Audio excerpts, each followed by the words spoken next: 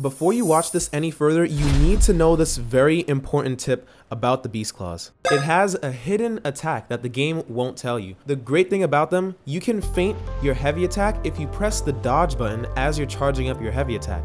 That seems minuscule, but it is very helpful, especially if you're going into PvP, which I'll be covering later. But you will need to master this if you really want to maximize this weapon's damage output, because when you do, it becomes phenomenal. If you want to build the Wind Bear Knight, these are the stats on screen. I'm level 125 because that's the PvP range, but if you're any higher leveled, you should upgrade your strength and dexterity by a 2-to-1 ratio. So for every 2 points you put into strength, put it 1 into dexterity, because even though this weapon primarily scales off of your strength, the added dexterity increase is going to help the weapon's AR over time the higher your level is. So why is it called the Wind Bear Knight? Well, that's because of its phenomenal Ash of War, and I'm calling it the Wind Bear Knight because I don't see anyone complaining about Fextra Lives and any other person making build videos for this game. Like, what is a Shadow Blade guide? It's just a throwing knife build. But anyway, this weapon's unique Ash of War does a lot of damage, but more importantly, if you know how Blood Flame works in this game, the wind slashes actually do extra chip damage on the enemy as you're attacking them with it, and it builds up bleed very, very quickly. Now, I'm not going to say it's going to beat out something like a double seppuku, twin blade, jumping attack, brain rot that you see on YouTube, because nothing is going to beat what people already found 2 years ago. But what I will say is this weapon art completes this weapon, and I would even go as far as to say that it is better in terms of DPS than the regular Beast Claws. Which, by the way, if you want to be hitting this damage, this is my talisman setup. I have the Godskin Swaddling Cloth, the Millicent's Prosthesis, the Ritual Sword Talisman, and Alexander's Great Jar Shard. Now, with all of the builds that I make on this channel, I like to have one talisman slot that's interchangeable, and that is the Godskin Swaddling Cloth slot. For me, what I like to do is if I'm leading into a fight, I like to lead with the Ritual Shield Talisman so I can get more absorption and higher defense, and then when I get hit, I like to switch to the Godskin Swaddling Cloth if I'm being more aggressive so I can get some HP regen, because this weapon attacks very quickly. Or if I want to have more passive regen, I go to the Blessed Dew Talisman. If I want to get more damage, I go to the Charged Axe Talisman, which increases my damage on my charged attacks, or the Claw Talisman if you want to go for more jumping attacks. It's pretty versatile in how you want to run the build. But whatever you do, use talismans that promote aggressive play. Since this weapon has bleed buildup, you're going to want to be aggressive so that you can get those bleed procs, or else you'll be missing out on huge damage.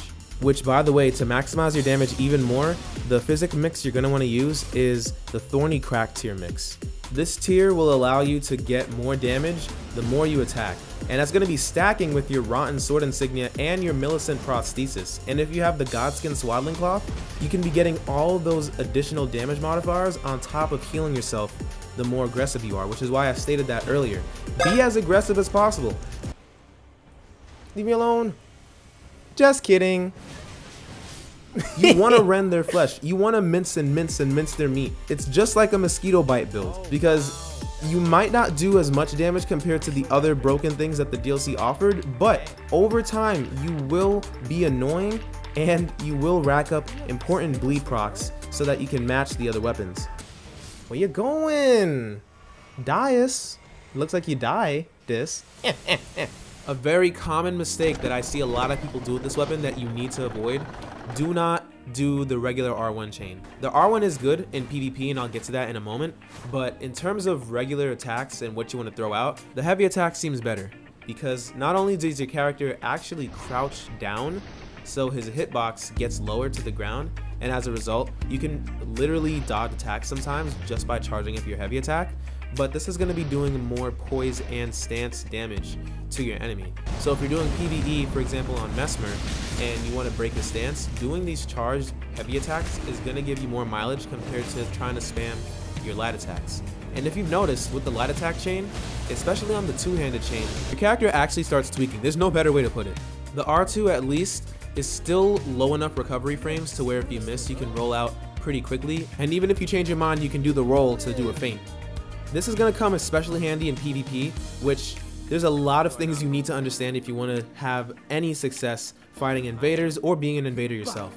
For one, the running attack for this weapon is pretty good, especially the running heavy. This is going to do more poise damage because this does 3 hits as opposed to 2 on the running light. So you're going to be able to proc your Rotten Sword insignia just off of 1 running heavy attack. It's really good to just start that damage buff so that you can go into your weapon art and just chunk them for all their health. Another tip, be wary of your range. You don't have a lot of range and a lot of your attacks don't do that much poise damage to begin with. So like I mentioned, the heavy attacks is going to be your best friend, and the weapon art seems to poise break most poise breakpoints. And what I mean by that is it's going to stagger most people's general armor setups, unless they're wearing full bull goats, and if they are, you should probably run away. Apart from bull goats or full poise, you can bait people into running into your Ash of War and really do a lot of damage. A lot of people seem to downplay just how strong this Ash of War gets, especially when you have all your damage buffs active. So if you can land that full combo, most people honestly just die, especially when they bleed out in the middle of it. Oh my gosh. Mesmer, watch out, you're getting hit for 8,000. Something phenomenal on this is the backstep. It doesn't do a lot of poise damage, but this thing goes far. Like, you actually just hop in the whip and just go and scratch people. Whenever someone is low, just do reverse backstep and do this R1. I've killed so many people like this. It is such a good chase down tool. And imagine your fear you would have if an angry bear man just started chasing you and scratching you. I would probably panic too. Like, that would probably get me killed. So use that to your advantage. Use the rapid movements of this weapon and try to surprise people with just how much damage it can pull off when you get up close. For this section, I'll be talking about invasions, and if you ever wanted to start trying invasions, this would be the time. The DLC just came out, it's very fresh, it's very fun, everyone is trying out new different weapons and spells, so even if you don't do it often, I would highly recommend trying out at least one. Fine by me, it's an invasion, I don't care. So for starters, in terms of ranking this as an invasion weapon, I would say it is a low B tier weapon, probably B-. The pros and cons I mentioned earlier, they all apply here. Usually, when you're doing invasions, you want weapons that either do high stagger or can just do a lot of burst damage. Because of the nature of multiple people that you're playing against, you want to kill them quickly because the longer the invasion goes, the higher chance there is for you to make a mistake or for you to die to some random nonsense. But in invasions, you're mainly going to throw out the heavy attack and the Ash of War. Oh my gosh. If there was one Ash of War that was slept on like St. Trina's Mist, it's gotta be this one. I've turned and burnt people for 1,000+ damage, and it's just uncontested in terms of things that are slept on. Weirdly, a lot of people will just mash when they're the host or the co-op, and you can use that to your advantage with the Ash of War because the third attack, although it's not true, it seems to be true on certain poises. Meaning, if they have low poise, you might be able to hit them with all 3 of the attacks, and at that point, they'll just blow up. Usually in invasions, people are very hyper aggressive, especially if they have a hunter. I love farming hunters. Shoutouts to the good hunters who play the game, by the way, because so far I have met none. But this will proc bleed very quickly, and if they get hit by this too much, they will just bleed out. Something to be wary though of the disadvantages of this weapon, because it doesn't have a lot of range or do a lot of poise damage, you're gonna have to get quick hits in and then escape, because if you stay in for too long, you can very easily get ganged up on and lose the fight. And if you see a person that's low, you can do what I mentioned before of using the Beast Claw's phenomenal rushdown capabilities if you want to clean up the kill. Like with all of my builds I feature on the channel, I like to have different weapons that I can switch to so that I can complement the playstyle. So for this, I'm using the jar cannon. It doesn't fit thematically, I understand, but in an invasion context, it is just too good to pass up. You need sometimes to just blow someone up from far away or knock them off of ledges. I actually live for this specific interaction. And we also have Bloodhound Step on our +25 Fire Misery Cord. Now don't look at me like that, it fits the theme enough. Look, there's wind. Now I put it as fire because from what I understand, having elemental damage when you're doing critical attacks, it actually does more damage compared to raw physical damage. The defense has to go through 2 different checks and it just does more damage that way. That's how I understand it.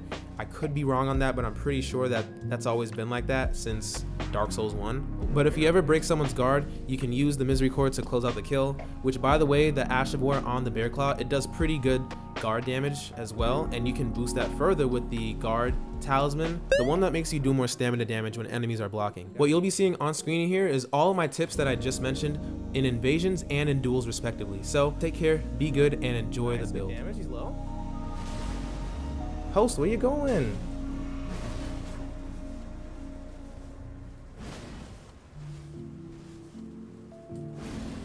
I know you have no stamina. I can smell it. I can smell your regenerating stamina bar. Maybe I gotta relax. Yeah, let's take a step back. You know, we all had a miscommunication. No shot. Alright, we're good. We're good. We're good.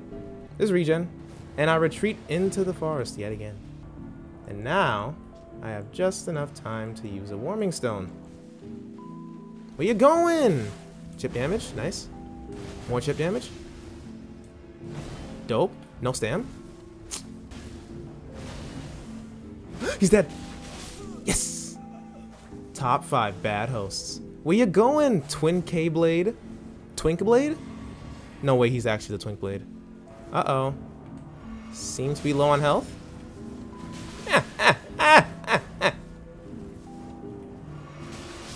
Oh, you bled.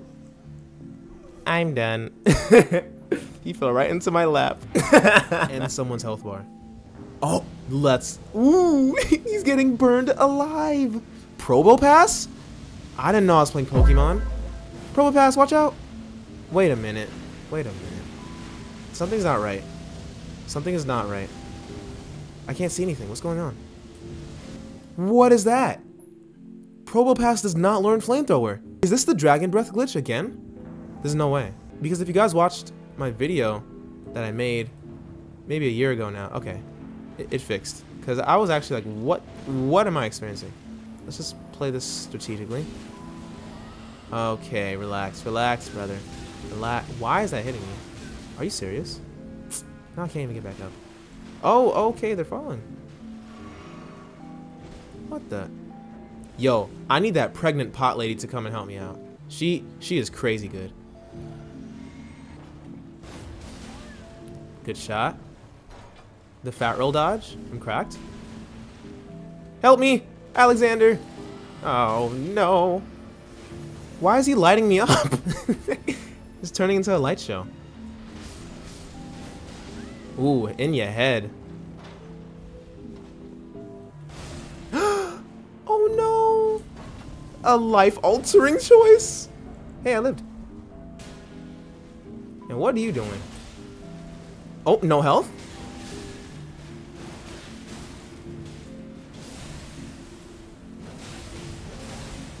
Oh no, he's so low. Yes, I got it, I got it. Yippee! That's one. Where are you going? Xena, your forces are split up. He dodged all of that. That was kind of impressive. You think I'm the one in danger? Okay, actually, I might be in danger. What is this? Let's take a moment to thank the fact that we're alive. Because after this, I'm literally just going to warp behind them and start that whole thing all over again. Does he know I'm behind him? He doesn't. There's no way he saw me, right? I don't think he... I think he did. How'd you see me?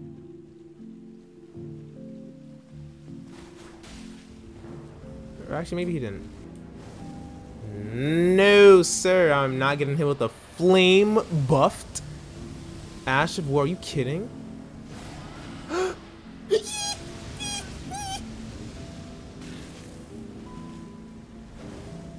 I should probably be at max health just because these things do so much damage.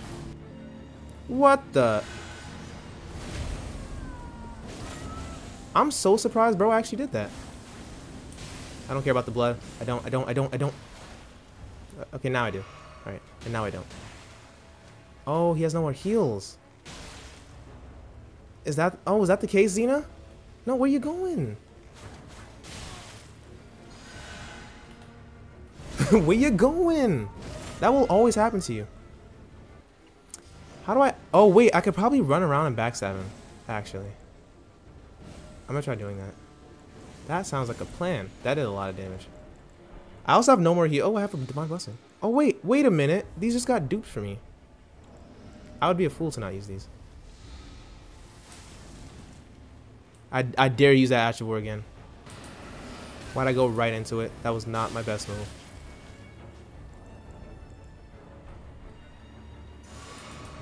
Nice Divine Blessing. No, I missed. missed my chance. I missed my chance. I missed my chance. Now he wants to be a fan. People are so strange. Guys, do you see this? Oh, what? There's no way I wipe here. There's no way I wipe. There's no way I wipe. I refuse to believe I wipe.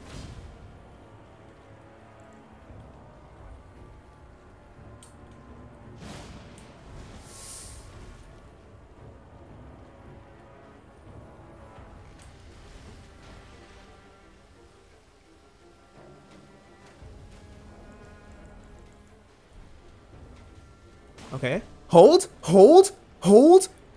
Insane master of escapism. They don't call me Houdini for no reason. I spawned right next to them. Maybe that bought me just enough time. It did. That was exactly the time I needed. Okay. That was scary. That was actually scary. Oh wait, I can't go back up anymore. I baited. No. What are my healing options? I have warming stones. All right. I do have warming stones. Okay, he's right there. All right. This is the same person I killed last time. So I'm going to try throwing these things because I just got them. Yeah, do something. Not my best idea. All right, I got some damage. I got some damage. And we run away. Yeah, I'm going to need to play the PvE. If I can just get one Ash of War on him, literally one full sequence, he might die. Damn, that was smart. Hey, leave me alone.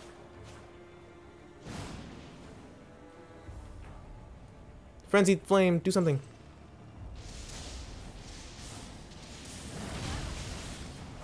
He's looking a little lost.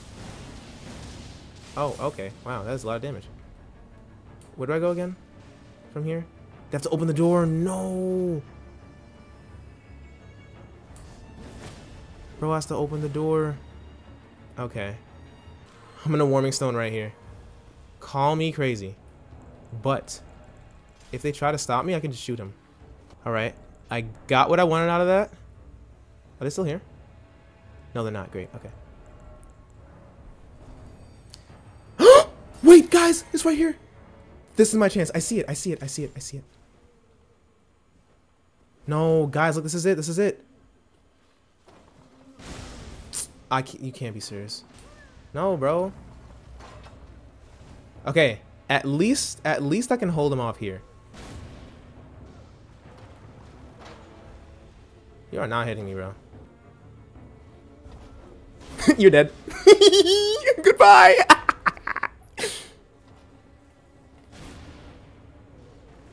Wait, he's gonna go fight the boss. Wait, no, I can't allow. Wait, no, I cannot allow that. Well, at the very least, I'm gonna kill his friend here. I could beat him in a 1v1, especially because I have a heal now. Hey. Oh, you're so lucky. You're so lucky. Ah, why did they run? That was gonna be so good.